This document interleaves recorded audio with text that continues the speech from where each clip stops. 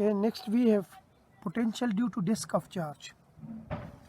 Suppose this is the disk, circular disk of radius r, and we want to calculate potential at point P, which is at a distance z from the center of this ring. And we suppose that this disk is in the xy plane, this disk is in the xy plane, and point P is at z axis. This is x, this is y, and this is z. So this is my xy plane, and the point P is at this in the perpendicular direction, like here in this way. And this point P is at a distance z from this ring of charge, this disk of charge. Now, to calculate the potential due to this disk of charge at point P, what we are doing, we are dividing this disk into small ring. Suppose this is one ring, this is another ring, and we have another ring and too many rings. The combination of this ring will produce this disk. Now we consider a ring with radius omega, and we suppose that the width of this ring, this width is d omega. And we consider a small length element, let's say ds,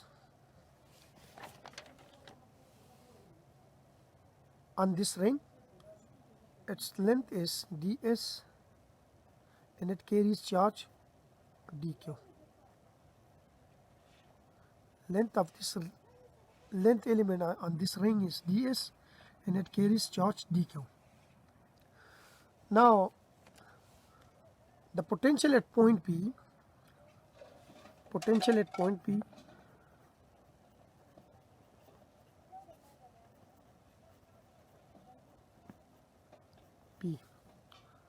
due to length element ds having charge dq is dv, which is equal to 1 over 4 pi epsilon naught dq, and this length element is at a distance r from this point, smaller. Now the linear charge, this is a surface charge, because this is a surface now, because it is a width dw. So it is a width dw, so it looks like a surface. This is the small length element, let's suppose this point. So it is a surface now. So the surface charge density will be sigma equal to charge per unit area. Now the charge on this ring is dq and the area of the ring is 2 pi omega d omega. Like the circumference of the ring, which is 2 pi omega, times the width of the ring, which is d omega, will give us the area of this ring. Or we can write dq is equal to 2 pi sigma omega into d omega. So using, I call it equation 1 and this is equation number 2. Using equation 2 and 1, we have dv is equal to 1 over 4 pi epsilon naught, and we have, instead of this dq, I put this value, which is 2 pi sigma omega d omega over r. Also from this figure, from this right angle triangle, this this and this. I call it, let's suppose this is point B and this is point O. From figure of from right angle triangle OBP, we have R square, this is the hypotenuse square, is equal to base square, which is Z square, plus perpendicular square, which is omega square. R is equal to Z square plus omega square whole 1 over. This is, let's say, equation number 3. This is 4. So using 4 and 3, we have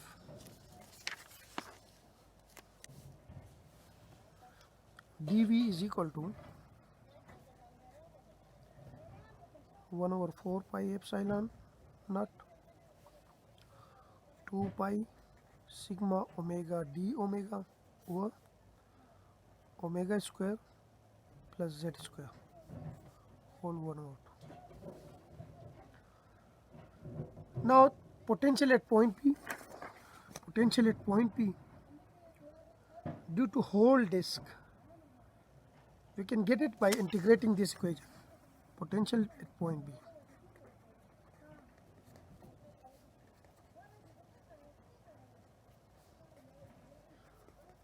Due to whole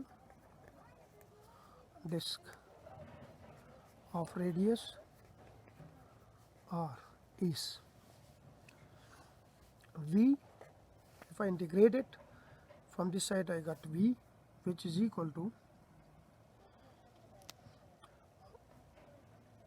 now this 2 pi into sigma, these are constant, so I'll keep it outside of the integral. So we have 2 pi sigma over 4 pi epsilon naught is also constant, so I'll keep it outside of the integral.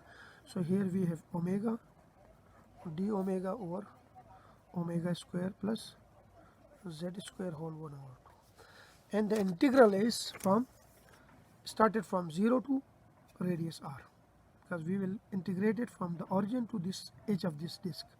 Origin is at a distance O and edge is at a distance R, which is the radius of the disk. So the limits of the integral are from 0 to R. Now I have to solve this integral. It is very simple. So we have V is equal to 2 pi cancel with pi, 2 cancel with this. So we have sigma divided by 2 epsilon naught here, and to integral from 0 to R, and this is omega square plus Z square whole minus 1 over 2 into omega d omega. So I'll multiply and divide this equation by 2. So here we have 2 and here we have 4. Now this is very simple integral, because this is the differential of this function. So I can integrate it, and the integral is very simple, sigma divided by 4 epsilon naught, and the integral is omega square plus Z square whole minus 1 over 2 plus 1 over minus 1 over 2 plus 1. And the limits of the integral are from 0 to R.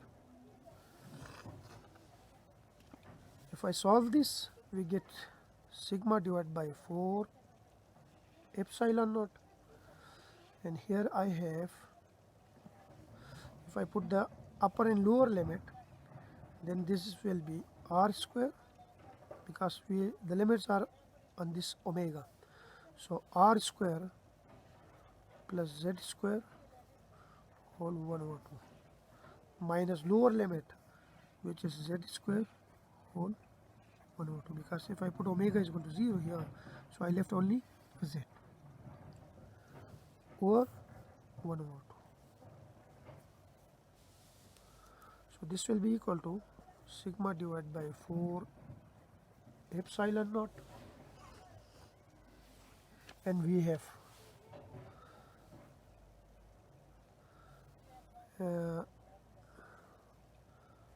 R square plus Z square whole 1 over 2 minus z divided by 1 over 2. I can write it as V is equal to, this is 1 over 2. If I bring it here, then we have 2 sigma divided by 4 epsilon naught into r square plus z square whole 1 over 2 minus z. This is the final expression. Now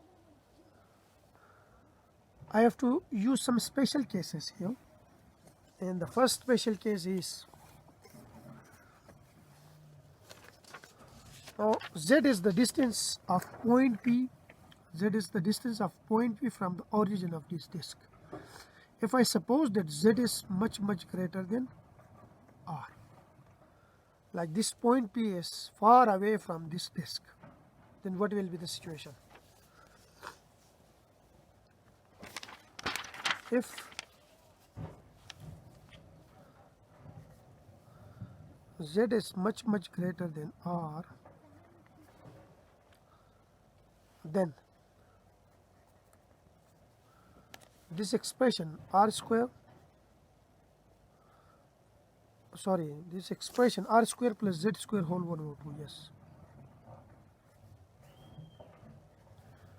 will become, I will keep z outside of this, so I have 1 plus r square over z square whole 1 over 2. So apply binomial theorem, we have z 1 plus 1 over 2 r square over z square plus,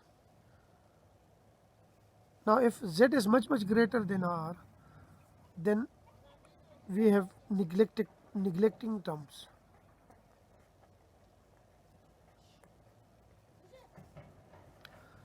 Because this is very small.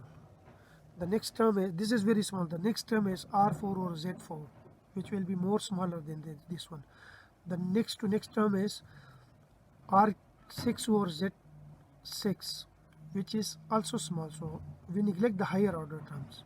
So we left only these two terms. So it means that this will be equal to z 1 plus r square over 2 z square. Now if I put this value, this r square plus z square whole 1 over 2, this one here, in this expression, we have V is equal to 2 sigma divided by 4 epsilon naught, and we have these terms which I will replace by this one, which is z. If I apply it here, z plus r square over 2z, and then we have minus z.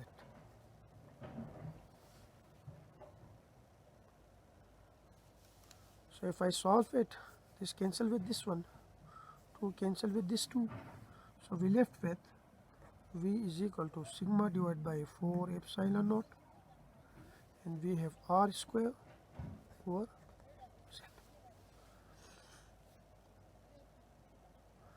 Now if I can write it as sigma divided by, I divide it by pi, and I will multiply it by pi. This is the same expression, sigma divided by 4 epsilon naught. So here I divide it by pi, and this is, sorry, sigma is not here, this is 1. I write sigma here, and then I write pi here, and then r square, because this is the same expression as this one. Now pi r square is the area of the disk. Area of disk, and sigma times area, which is sigma times pi r square, will give us total charge. So sigma pi r square is basically total charge Q. So our potential will be V is equal to 1 over 4 pi epsilon naught q over z. So what it means? It means that if point P is far away from this disk, if point P is far away from this disk, then this disk of charge will look like a point charge, because this is the expression for the potential of point charge at a distance z. If point charge is here, we want to calculate, if the point charge is here, this is the point charge q, and we want to calculate the potential at point P, which is at a distance z, then we get the same expression as this one.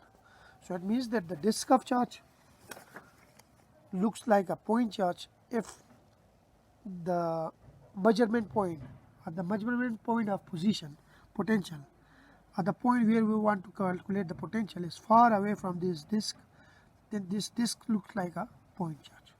So this is all about potential due to disk. In the next video, I will move towards the electrostatic boundary condition. Thank you.